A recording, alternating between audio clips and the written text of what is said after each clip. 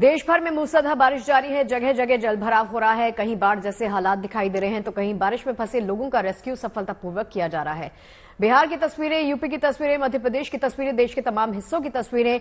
बाढ़ बारिश का असर ज्यादातर कहां पर देखने को मिल रहा है वो तमाम तस्वीरें आपके सामने हैं। लेकिन इसी बीच गुड न्यूज ये है, अच्छी खबर ये है कि एनडीआरएफ और एसडीआरएफ के तमाम जवान मुस्तैदी के साथ जुटे हुए हैं। राहत बचाव कार्य जारी है।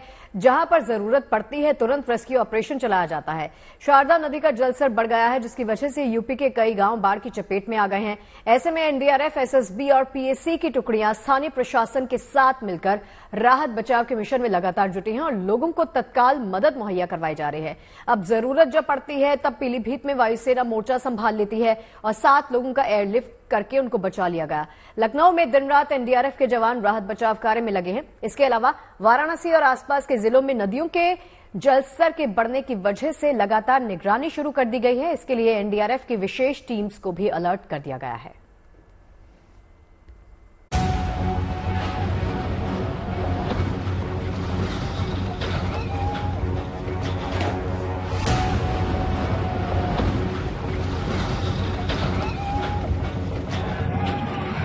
धड़कते पहाड़ की ये तस्वीरें जोशीमठ के पास बद्रीनाथ राष्ट्रीय राजमार्ग की हैं।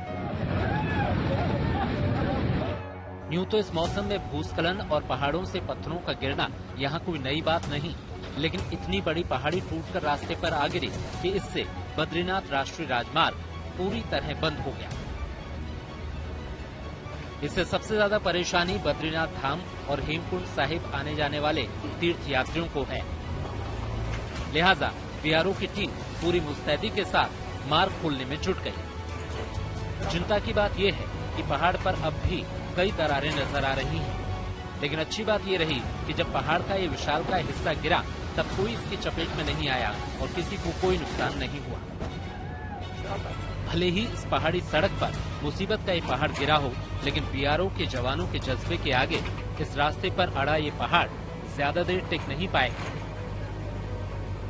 पैदल ऊपर पहाड़ी को पार करके आवाजाही कर रहे हैं। ऐसे में लगातार बीआरओ यहाँ पे मार्ग खोलने का काम कर रही है। बीआरओ के अधिकारी, कर्मचारी सब यहाँ पे है, बात करते हैं। सर, किस तरह से मार्ग बंद हुआ और कब तक खुलने के चांसेस हैं? ये सुबह थोड़ा सा मलबा नीचे आया था, उसके बाद हमने क्लियर कर दिया था ऑलमोस्ट 10 बजे के आसपास, लेकिन ये पूरा पहाड़ जो आप देख सकते हैं नीचे खिसक गया है। इसमें अभी हमने दोनों तरफ से मशीन्स लगवा दी अपनी, उधर से भी है, इधर से भी रॉक ब्रेकर है और नीचे से भी और मशीन्स आ रही हैं। बाकी थोड़ा रास्ता बन जाए, इसकी ब्लास्टिंग हम करने का प्लान है। बड़ा पत्थर है।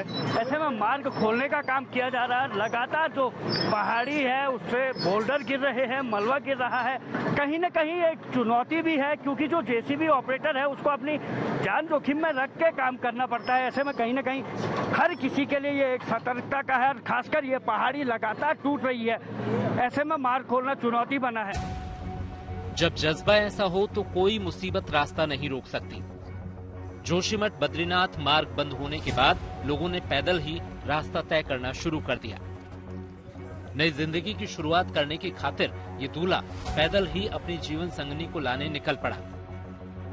बेशक यहाँ के लोगों के जज्बे की जितनी तारीफ की जाए कम है। इसी जोश जज्बे की वजह से यहाँ बाढ़, बारिश और भूस्खलन जैसी विपदाओं के बावजूद जिंदगी जिंदाबाद है। आज बद्रीनाथ में उपचुनाव भी हैं, रास्ता बंद था, लिहाजा पोलिंग पार्टियां पैदल ही जोशीमठ पहुंची। चुनाव होना है, ये पोलिंग पार्टियां देख सकते हैं पैदल रास्तों को पार करते यहाँ पे आ रही हैं। कितना पैदल है ये, कितनी परेशानी हो रही है? परेशानी तो बहुत ज्यादा हो रही, थोड़ी भी नहीं, बहुत ही ज्यादा। मतलब कम से कम कह रहे हैं 8-9 किलोमीटर है। अभी हम 5 किलोमीटर तक वो चल गए। बड़ी दिक्कतें हो रही हैं। हालांकि इसमें हम शासन को भी वो नहीं देते हैं, प्रशासन को दोस्तों की प्राकृतिक आपदा आ गई तो इसमें दोस्त दे सकते हैं। हाँ, व्यवस्थाएं बना रहे हो और मुझे लग रहा है कि हम लोगों को भी जानकारी नहीं, उनको जानकारी है कि कहाँ से चढ़ना है। आप तस्वीरों में देख सकते हैं किस तरह से पोलिंग पार्टियां हैं और तीर्थ यात्री जो मार्ग के उस तरफ फंसे हैं या फिर जो स्थानीय लोग हैं वो इन जंगलों के रास्तों से खतरनाक खड़ी चढ़ाई पार करने के बाद ऊपर को आ रहे हैं। और इसके ठीक नीचे बद्रीनाथ हाईवे है जहाँ पे मार्ग टूटा हुआ है। लगातार भूस्खलन का दौर जारी है। पोलिंग पार्टियां जहां पूरे जज्बे और ईमानदारी के साथ अपनी ड्यूटी निभा रही हैं, वहीं यहां के वोटर्स को भी इनकी जिम्मेदारी का एहसास है। कहाँ जा रहे हैं आप लोग? हम कोसा जा रहे। क्यों वोट देने जा रहे हैं। तो कितने आफत में आए आप यहाँ? हम बहुत ज्यादा आफत में आए, मगर हमने वोट देना है, अपना अधिकार का प्रयोग करना है। इस जज्बे के आगे बड़ी से बड़ी मुसीबत घुटने टेक देती है। यही वजह है कि चाहे पहाड़ दरके या बारिश बर्फबारी का दौर चले, जिंदगी की रफ्तार यहाँ नहीं थमती। जोशीमठ से कमल नयन सिलोड़ी के साथ bureau report, good news today. तो पीलीभीत में बाढ़ में फंसे लोगों के लिए वायुसेना की टीम देवदूत बनकर उभरी है। शारदा नदी का जलस्तर बढ़ने से यहां के कई गांव बाढ़ की चपेट में है। ऐसे में एनडीआरएफ, एसएसबी और पीएसी की टुकड़ियां स्थानीय प्रशासन के साथ मिलकर राहत और बचाव के मिशन में जुटी हैं और लोगों को तत्काल मदद मुहैया करा रही हैं।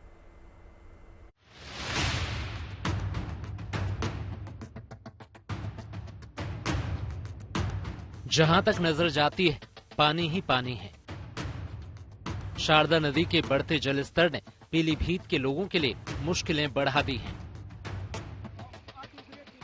यहां के पूरनपुर, कलीनगर के 3 दर्जन से ज्यादा गांवों में शारदा नदी का पानी भर गया है। लिहाजा यहां के लोग जैसे तैसे इन मुश्किल हालात का सामना कर रहे हैं। इन लोगों की मदद के लिए जमीन पर एनडीआरएफ और पीएसी के जवानों ने मोर्चा संभाला, तो वहीं आसमान से भारतीय वायुसेना के जवान देवदूत बनकर इन लोगों की मदद के लिए उतरे। थाना पूरनपुर क्षेत्र के जंगल के पास एक झाले की छत पर 5 लोगों के फंसे होने की सूचना मिली, जिनको एयरलिफ्ट किया गया। वहीं बीसलपुर के शीतलपुर गांव में पीएसी के 20 जवानों ने रात भर रेस्क्यू ऑपरेशन चलाकर 3 लोगों को सुरक्षित ठिकानों पर पहुंचाया। माधोटांडा और हजारा थाना क्षेत्र में एनडीआरएफ की टीमें 1400 लोगों को रेस्क्यू कर चुकी हैं। यहां की शारदा, खखरा, देवा नदी और खनौत समेत तमाम नदियां और ताल तलैया रौद्र रूप में हैं। यहां के दर्जनों गांव में बाढ़ के पानी ने मानो कब्जा कर लिया है। लिहाजा निचले इलाकों से लोग पलायन करने को मजबूर हैं। इन मुश्किल हालात में पीलीभीत प्रशासन एनडीआरएफ, पीएसी और एयरफोर्स की टीमों के साथ लोगों को राहत पहुंचाने में जुटा है। Saurav Pandey, Pilibhit, good news today. अब देखिए, नेपाल से सटे यूपी के श्रावस्ती, बहराइच और लखीमपुर खीरी जैसे इलाकों में बाढ़ के हालात बन गए हैं। यहां के 35 गांव बाढ़ की चपेट में आ गए हैं। अब आलम यह हो गया है कि यहां के लोगों को जलभराव के चलते घरों की छतों पर शरण लेनी पड़ती है। प्रशासन ने लोगों को स्टीम बोट मुहैया करवाई है, जिसके जरिए यहां के लोग अपने मवेशियों की तलाश करने में जुट गए हैं।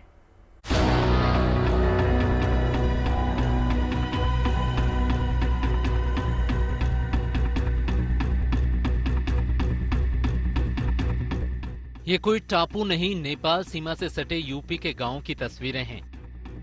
नेपाल से छोड़े गए पानी की वजह से बलरामपुर, बहराइच और लखीमपुर खीरी में बाढ़ की स्थिति पैदा हो गई है। आलम यह है कि यहाँ के 35 गांव बाढ़ की जद में हैं। श्रावस्ती के चक्रपुर गांव में कमर तक पानी भर गया है। ऐसे में यहाँ लोग सिर पर सामान ढोते नजर आए। और ये आम जनमानस की सड़क है, जिसके तहत ये लोग आ रहे हैं और जा रहे हैं। आप हालात देखिए, ये है कि जो पानी है वो कमर तक आ चुका है और ऐसे में ये सभी इसी परेशानी से रूबरू हो रहे हैं और यहाँ पर खड़े इंतजार कर रहे हैं कि कैसे ये पानी निकले तो ये आगे जाएं। बलरामपुर के तो कई जिलों में पानी कंधे तक पहुँच गया है। ये यहाँ के बिजलीपुर गाँव का मंजर है। लगभग पूरा इलाका बाढ़ की चपेट में है और लोग सुरक्षित ठिकाने तलाश रहे हैं। बलरामपुर की ये एक जगह है जहां पर हम आपको बिजलीपुरा लगता है, वहां पर हम मौजूद हैं और आप मेरे आसपास देखिए जो हालात हैं, वो लोग इस पानी में खड़े होने पर मजबूर हैं। और अगर आप मेरे दूसरी तरफ देखेंगे तब हम आपको दिखाएंगे कि घरों में किस तरीके से पानी अंदर जा चुका है और उसकी वजह से जो यहाँ के लोग हैं, जो यहाँ के निवासी हैं, वो अपनी छतों पर ही अपना आसरा बना रहे हैं, क्योंकि उनके पास अब कोई साधन नहीं है कि वो आखिर कहां जाए। यहाँ के रहने वाले हीरापाल अपने परिवार के साथ घर की छत पर प्लास्टिक के टेंट लगाकर बैठे हैं, क्योंकि घर के अंदर पानी भर गया है, आवाजाही बंद है और रोजगार भी ठप पड़ गया है। ये जी बताइए क्या स्थिति है ये सब पानी की? क्या वहाँ बहुत कुछ है, वहाँ पानी सूखते नहीं, मजदूरी आज 15 दिन से हम लोग बैठे हैं, काम पहले चल रहा, बारिश से काम भी नहीं चल रहा है, तो यही सब स्थिति है, मजदूरी की लागत है अपना। परिवार में कितने लोग हैं, कैसे खर्चा चलता है? बस यही मजदूरी लोग करते हैं, दो लोग, हम और हमारा लड़का।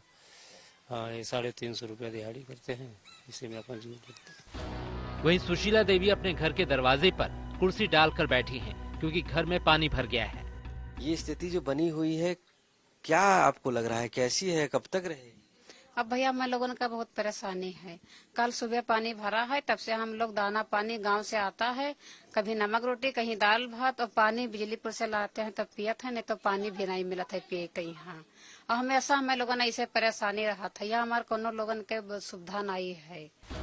पूरा इलाका पानी से सराबोर है। ऐसे में जरूरी काम के लिए निकले लोगों को कमर तक भरे पानी का सामना करना पड़ रहा है। कंधे पर बच्ची को बिठाए इस शख्स के घर में शादी का कार्यक्रम है। इस परिवार के सामने इसी हालात में कार्यक्रम संपन्न कराने की चुनौती है। ऐसी स्थिति बनी हुई है तो घर में कैसे सब फंक्शन हो रहा है, मतलब प्रोग्राम कैसे कर रहे हैं? सर कुछ नहीं हो रहा है, अभी टेंट नहीं जा पाया, कुछ जा नहीं पाया, अब कैसे ही करना है, अब उसको थोड़ी टालना है ना, वही व्यवस्था ही नहीं है, कुछ नहीं व्यवस्था है, कुछ नहीं है। मेहमान वगैरह सब आ रहे हैं, अब जिसको आना है वो आ रहे हैं, रास्ते में जो फंस गए वो आप चले जाएंगे। क्या करेंगे? बारात जाएगी आज? बारात तो जाना ही पड़ेगा। राप्ती नदी खतरे के निशान से ऊपर बह रही है और फिलहाल राहत की कोई उम्मीद नहीं। बाढ़ बारिश की वजह से यहाँ के स्कूल बंद हैं। लोग अपने घरों में कैद होकर रह गए हैं। लिहाजा प्रशासन ने गांव वालों को स्टीम बोट उपलब्ध कराई है, ताकि वो एक जगह से दूसरी जगह आ जा सकें, अपने मवेशियों को ढूंढ सकें, बाकी के जरूरी काम कर सकें। ये बताइए कि ये स्थिति जो है, अब आप क्या देखने निकले हैं इस बोट से, क्या ढूंढ रहे हैं? भैंस और गाय चली गई, उसको ढूंढने निकले, जंगल में निकल गई थी ना, तो बाहर निकले, उसको ढूंढने निकले। ये स्थिति इतनी भयावह तरीके से है, पानी भर जाता है, आप लोग हर बार इसी से रूबरू होते हैं? हाँ, हमेशा का यही हाल है, कहीं नया नहीं, पहली बार। नाई का व्यवस्था है, सब है, लेकिन निकलने जानवर देखने निकले। प्रशासन का दावा है कि राहत बचाव से जुड़ी तमाम सरकारी एजेंसियां पूरी मुस्तैदी से काम कर रही हैं और प्रभावित इलाकों में फौरन मदद पहुंचाई जा रही है। जहाँ जहाँ स्थान पर लोग फंसे हैं, ये लोगों को हर प्रकार का शासन प्रशासन के द्वारा व्यवस्था हो रही है, किसी प्रकार की कठिनाई नहीं आएगी लोगों को। तो बारिश भी अब हो रही है जिस तरीके से मौसम है, तो ऐसे में और आगे ये चीजें ना बढ़े उसके लिए क्या पूरे उत्तर प्रदेश में कोई प्लान मेगा बनाया गया? नहीं, पूरी तैयारी है, कर रहा हूँ इमरजेंसी के लिए, बाकी में सभी तैयारी है हमारी। प्रशासन राहत बचाव के काम में तो जुटा है, लेकिन हालात बेहद मुश्किल हैं। लिहाजा यहाँ के लोगों का कहना है कि जो मदद मिल रही है वो काफी नहीं। लिहाजा बड़े स्तर पर हालात सुधारने के लिए प्रयास करने होंगे। श्रावस्ती से आशीष श्रीवास्तव के साथ bureau report, good news today. Nepal से पानी छोड़े जाने के बाद बाढ़ की विभीषिका से जूझ रहे बिहार के लिए थोड़ी राहत की खबर है। नेपाल के तराई इलाकों में बारिश नहीं होने से फिलहाल बाढ़ के स्तर में गिरावट आई है। इतना ही नहीं, पिछले दिनों की तुलना में गंडक बैराज छोड़े जाने वाले पानी की मात्रा में भी कमी आई है। हालांकि यहां बाढ़ जैसे हालात बने हुए हैं।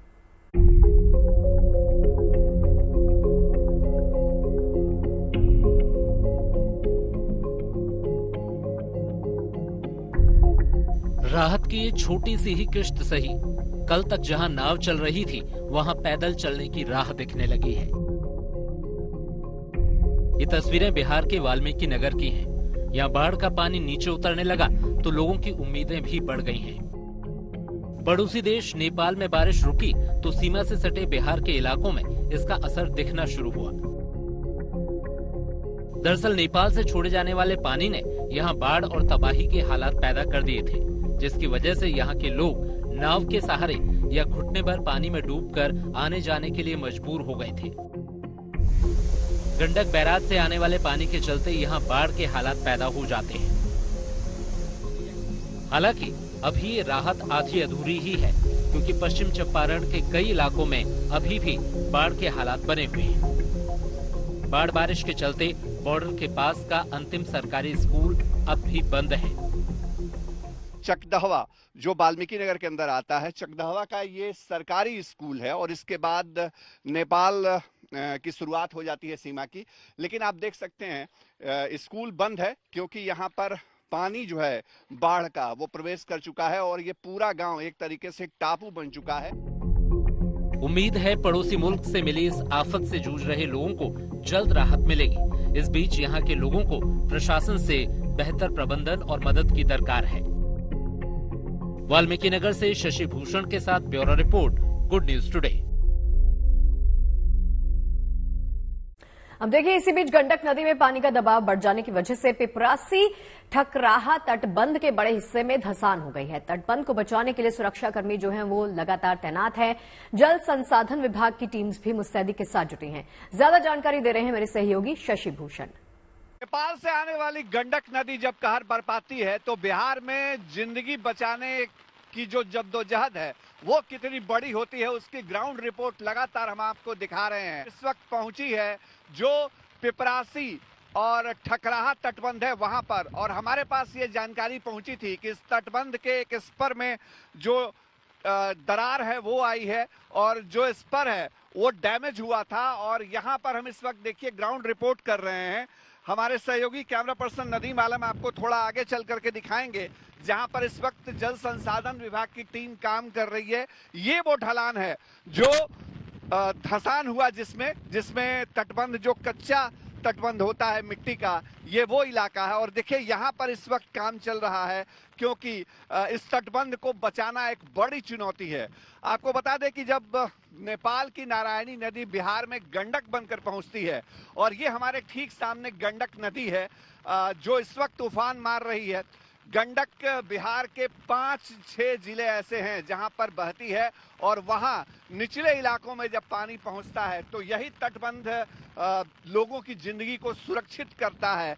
और इस वक्त इस तटबंध पे कहीं ना कहीं संकट है। जो जल संसाधन विभाग है बिहार सरकार का, वो इस स्पर को बचाने की कोशिश कर रहा है। इस तरह से सैंडबैग्स डाले जा रहे हैं। जो मिट्टी है उस पर सैंडबैग्स डालने की कोशिश इसलिए होती है क्योंकि आपको बता रहे हैं, देखिए ये लोहे का जाल है और लोहे के जाल में ये जो सैंडबैग्स हैं, मतलब बालू भर के जो बोरियां हैं वो डाली जाती हैं ताकि जो कटाव है वो कम हो सके। लेकिन मौसम अभी भी खराब है, बारिश हो रही है और बारिश की वजह से जो काम यहाँ चल रहा है वो काम भी रोकना पड़ता है बार बार। हालांकि यहाँ जल संसाधन विभाग के इंजीनियर मौजूद हैं, टीम मौजूद है, लेकिन ये पूरा कटाव हुआ है तटबंध पे, जहाँ से हम आपको बता रहे हैं कि दरअसल इस तटबंध को अगर नहीं सुरक्षित किया गया तो गोपालगंज और बाकी जगहें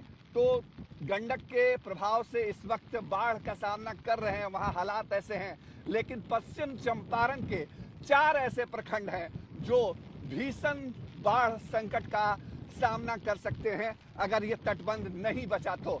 तेज हवा है, बारिश है और इसके बीच चुनौती है इस तटबंध को बचाने की। सहयोगी अभिषेक पांडे और कैमरा सहयोगी नदीम आलम के साथ शशि भूषण। और अब आपको सोमनाथ से आई खूबसूरत तस्वीर दिखाते हैं। बाबा सोमनाथ के धाम में पहली बारिश की ये वो तस्वीर है जो खुद में बेहद खास है। बाबा के दरबार की पहली बारिश में प्राकृतिक खूबसूरती के साथ दिव्यता भी देखने को मिलती है।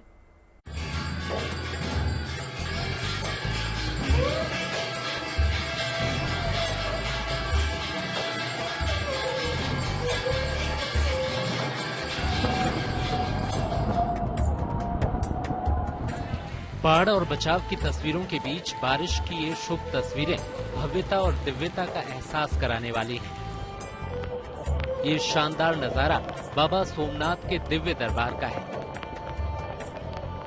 मंदिर की जमीन पर गिरती ये बूंदें एक अलग ही स्वर लहरियां छिड़ रही हैं। बाबा सोमनाथ के धाम में इस साल की ये पहली बारिश है। हिंदू परंपरा में पहली बारिश जनजीवन के लिए शुभ संकेत मानी जाती है, लिहाजा इसे उम्मीदों का आगाज माना जा रहा है। इसे देवी देवताओं की कृपा और उदारता का प्रतीक माना गया है। ऐसे में महादेव के दर पर हो रही बारिश की तो बात ही निराली है। मंदिर के पवित्र शिखर पर हो रही मूसलाधार बारिश को देखकर लोग मंत्रमुग्ध हो गए। ऐसा लग रहा था मानो स्वयं इंद्रदेव सोमनाथ महादेव का अभिषेक कर रहे हों। बारिश से सोमनाथ मंदिर की हरियाली और खिल उठी। मंदिर के पास बारिश के बीच यूं लग रहा था जैसे समंदर भी महादेव के चरण पखारने मंदिर की ओर बढ़ रहा हो। उम्मीद है प्रथम ज्योतिर्लिंग मंदिर में हुई ये पहली बारिश देश भर में हरियाली और खुशहाली का आशीर्वाद लेकर आएगी। ब्रजेश दोषी, सोमनाथ, गुड न्यूज टुडे। और चलिए अमरनाथ यात्रा की बात कर लेते हैं। जोर शोर से जारी है। अब तक 2 लाख से ज्यादा श्रद्धालुओं ने बाबा बर्फानी के दर्शन कर लिए हैं। इसी बीच अमरनाथ यात्रा की सुरक्षा को और बढ़ा दिया गया है। श्रीनगर में सीएपीएफ की महिला कमांडोज की तैनाती की गई है, जो दुश्मन को हर हाल में मात देने के लिए पूरी तरह से ट्रेंड हैं। देखिए हमारी एक खास रिपोर्ट।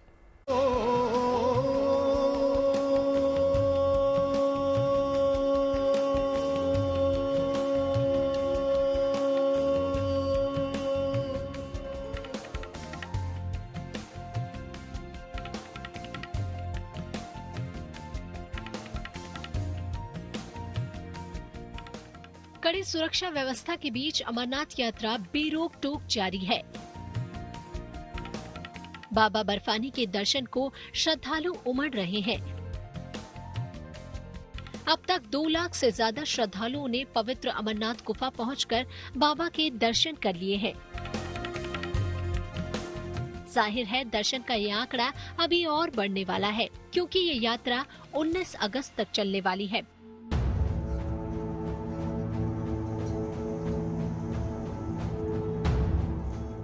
इस बीच अमरनाथ यात्रियों की सुरक्षा व्यवस्था को और पुख्ता करते हुए महिला कमांडो की भी तैनाती कर दी गई है।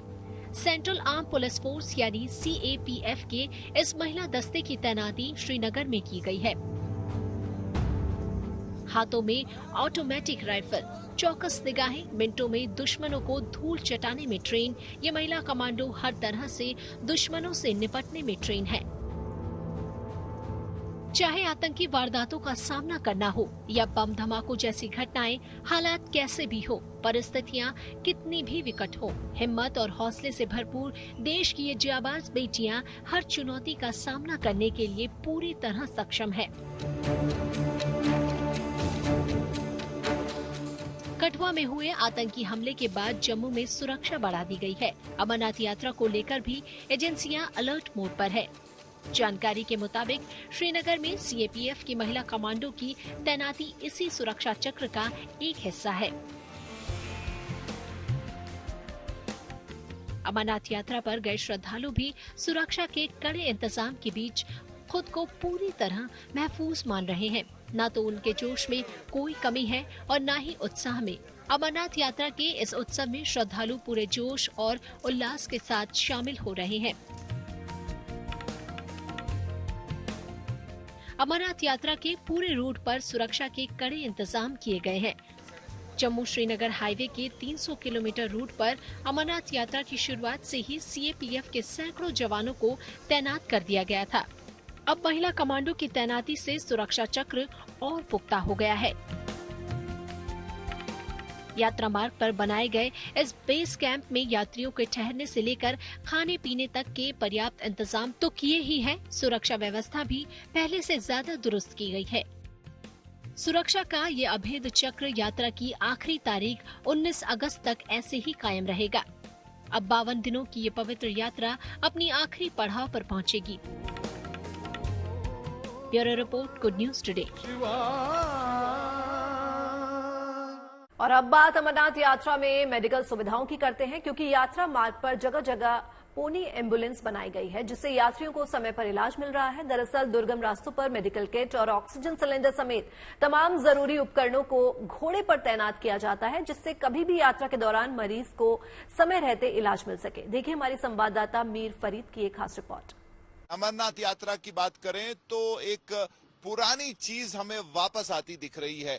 हम बात कर रहे हैं पोनी एम्बुलेंसेस की। जो पोनी डिस्पेंसरी है वो एक इनोवेटिव आइडिया है हेल्थ डिपार्टमेंट का, जहां उन्होंने जो दोनों रूट हैं अमरनाथ यात्रा के, चाहे आप बालतल की बात करें या पहलगाम की बात करें, वहां पे पोनी एम्बुलेंसेज कई सारी जो हैं यात्रियों के साथ साथ चलती रहती हैं। पोनी एम्बुलेंस की बात करें तो बेसिक जो इमरजेंसी सर्विस आपको चाहिए, बेसिक जो फर्स्ट एड होती है, जिसमें ऑक्सीजन सप्लाई है, जिसमें ऑक्सीमीटर्स हैं, और उसके साथ साथ अगर आप बाकी जो फर्स्ट एड बॉक्सेस रहते हैं, चिकित्सा रहती है, और एक पैरामेडिक जो है इस पोनी एम्बुलेंस के साथ रहता है। और अभी तक जबकि यात्रा को तकरीबन 10 दिन हो गए हैं शुरू हुए 10 से 15 दिन, और ऑलरेडी कई सारी जिंदगियां जो हैं पोनी एम्बुलेंसेज ने बचाई हैं। यात्री जो कि दुर्गम रास्ते से, हाई ऑल्टीट्यूड से जो है यात्रा करते हैं, गुफा की तरफ जाते हैं, तो रास्ते में कई सारे लोगों को जो है मदद की जरूरत पड़ती है।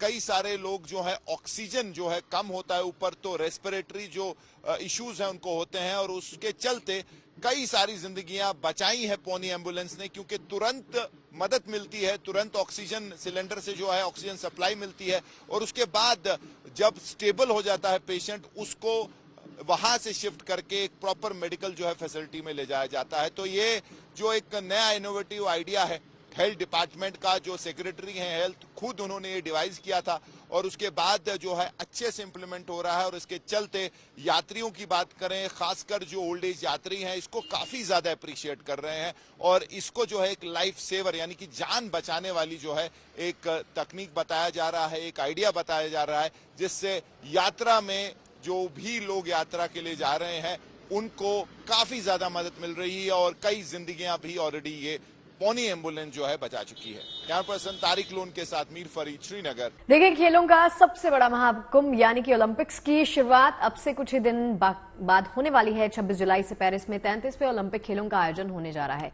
साल 1900 और 1924 के बाद ये तीसरा मौका होगा जब फ्रांस की राजधानी पेरिस ओलंपिक खेलों की मेजबानी करेगा। दुनिया के 206 देश के लगभग 10,000 एथलीट्स इन खेलों में हिस्सा लेने पेरिस पहुंचेंगे।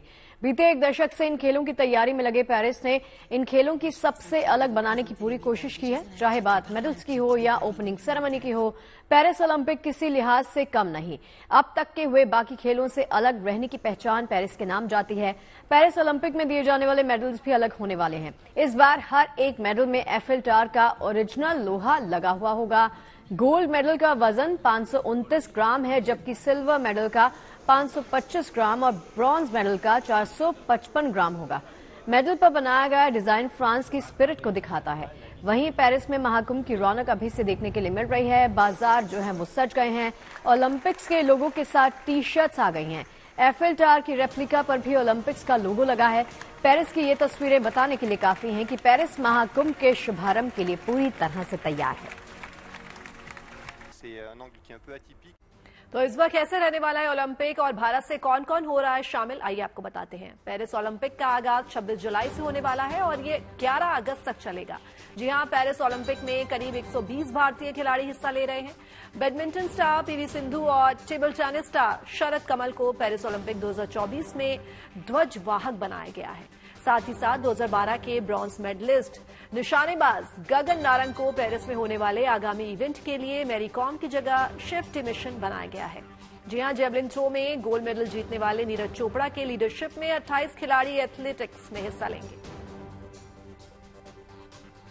कश्यप देश की पहली ट्रांसजेंडर दारोगा बनी। बिहार के बांका की रहने वाली मानवी ने दारोगा भर्ती परीक्षा में चयनित होकर इतिहास रच दिया है। बिहार पुलिस अवर सेवा आयोग में मानवी के साथ 2 और ट्रांसजेंडर का सिलेक्शन हुआ है, लेकिन दोनों मेल हैं और मानवी अकेली फीमेल ट्रांसजेंडर है।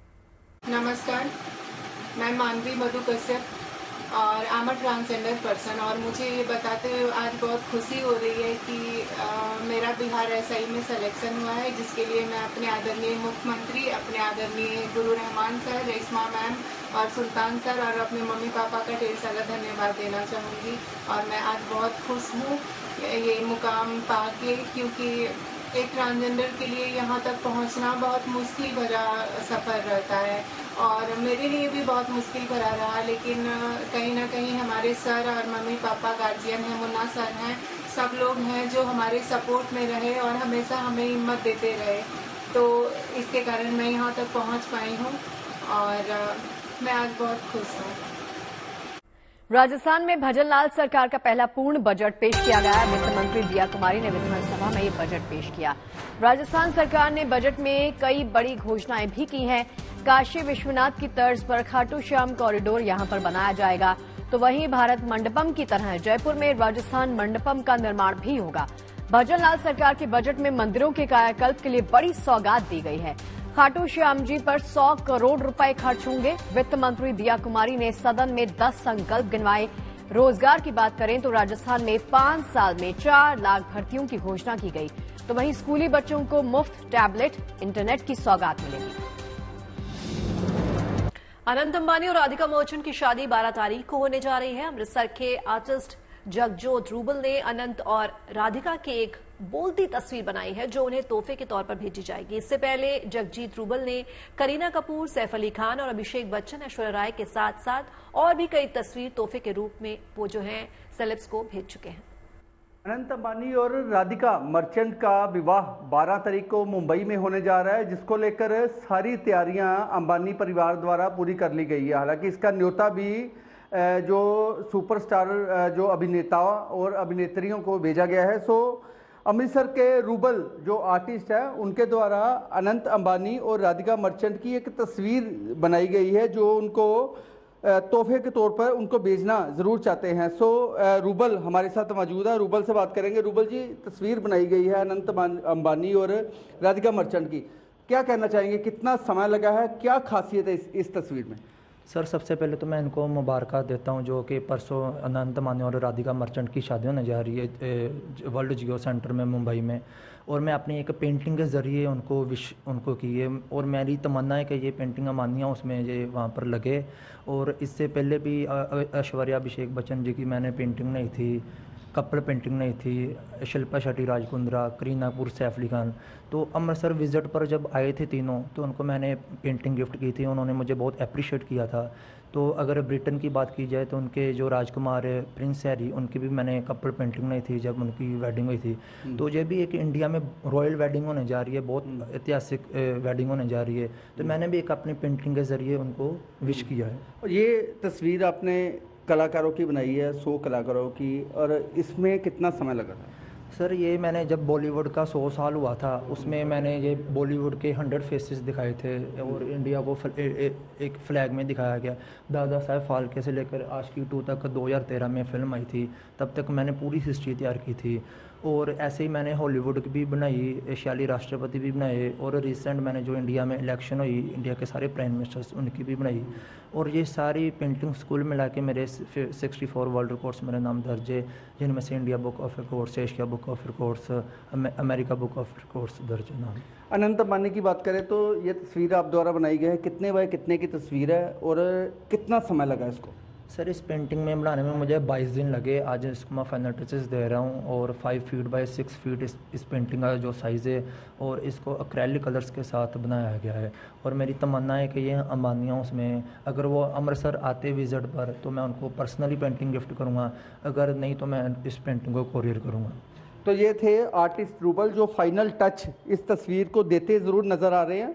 22 दिन लगे हैं इस तस्वीर को बनाने में। मुंह बोलती ये तस्वीर ज़रूर आप देख सकते हैं कि अनंत अंबानी और राधिका मर्चेंट की जो फाइनल टचेस इसको दिए जा रहे हैं। और इच्छा रूबल की ज़रूर है, क्योंकि इससे पहले भी रूबल अभिषेक बच्चन को और ऐश्वर्या राय को उनकी तस्वीर भेज चुके हैं, सैफ अली खान, करीना कपूर को उनकी जो तस्वीर भेज चुके हैं। सो इच्छा ज़रूर है उनकी कि ये तस्वीर जो अनंत अंबानी को भेजे, उनके तोहफे के तौर पर उनको भेजी जाएगी।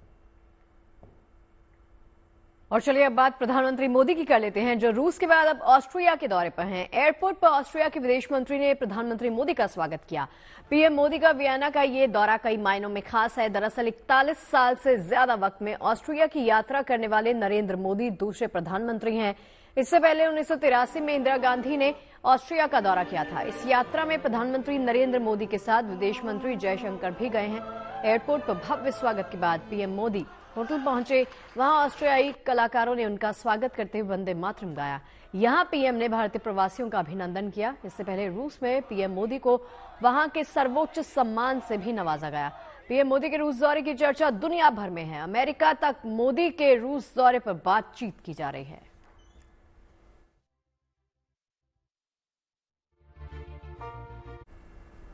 और चलिए इसी के साथ पहुंच गए हैं लंच टाइम के अंतिम पड़ाव पर, जहां पर आपको दिखाएंगे किसी महान शख्सियत की कई बातें। देख लेते हैं आज का विचार। अमेरिकी दार्शनिक रॉल्फ वॉल्डो इमर्सन ने कहा है कि जहां रास्ते हैं वहां मत जाइए, वहां जाइए जहां कोई रास्ता नहीं है और वहां अपने कदमों की छाप छोड़िए।